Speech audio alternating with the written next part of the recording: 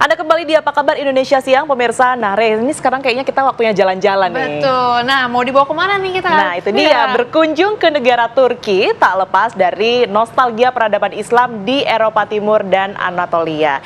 Baik peninggalan zaman Ottoman serta ajaran Sufi di Konya yang menjadi pusat kota para Sufi. Ya, di kota Konya, penyair dan tokoh intelektual Islam yang sangat terkenal yakni Jalaluddin Al-Rumi menyebarkan ajaran Sufi. Lalu seperti apa nuansa kota Sufi saat ini? Berikut liputan reporter kita Iha dan juri kamera Adin Hudaya untuk Anda.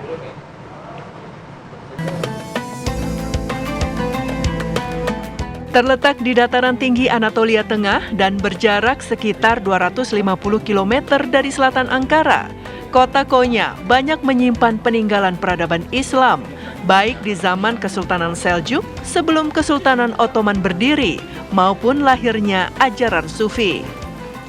Konya dijuluki kota para Sufi karena disinilah lahir para Sufi dari Jalaluddin Al-Rumi bersama dengan para muridnya.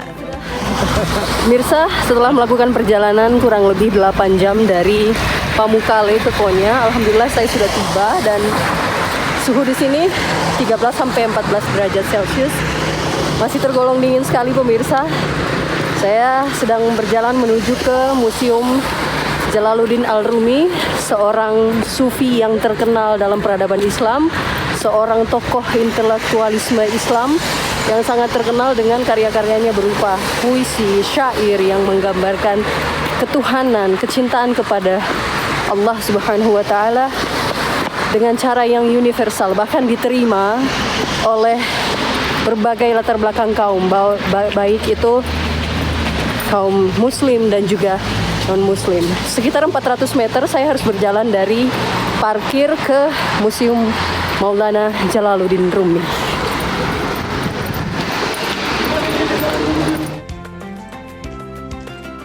Berada di daerah Anatolia bagian tengah, Konya merupakan kota tua yang hingga kini masih dihuni oleh masyarakat asli Turki. Pada abad ke-13, Konya menjadi pusat peradaban Persia Islam di bawah pengaruh sang Sufi Jalaluddin Al-Rumi yang berasal dari dataran Persia. Jalaluddin Al-Rumi dicintai warga Konya bahkan hingga kini karena ajarannya mengenai cinta kepada sang pencipta secara universal dan karya puisinya yang banyak diterima berbagai kalangan. Termasuk karya puisinya yang terkenal yaitu Matnawi yang ditulis dalam bahasa Persia. Di Museum Maulana Rumi terdapat makam Jalaluddin Al-Rumi dan anaknya beserta para murid-muridnya yang dimakamkan di museum tersebut. Selain itu, beberapa jubah dan sejumlah karya-karyanya dijaga dan diletakkan di museum tersebut, seperti novel karya Al-Rumi, sajadah, bahkan manuskrip Al-Quran dari zaman Kesultanan Seljuk dan Ottoman. Setiap tahunnya, Museum Jalaluddin Al-Rumi dikunjungi setidaknya 15 juta wisatawan dari mancanegara, termasuk Indonesia.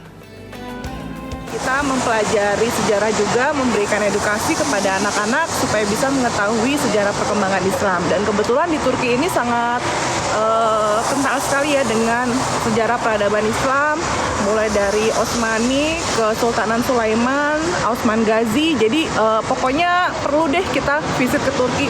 Oke. Sejak tahun 1190, berbagai masjid besar, madrasah, dan universitas serta perpustakaan telah dibangun di kota Konya. Bahkan, penguasa Konya pada saat itu mengizinkan dibukanya perkumpulan kaum Sufi. Dari kota Konya, Turki, Gita Iha, Adin Hudaya, TV One mengabarkan.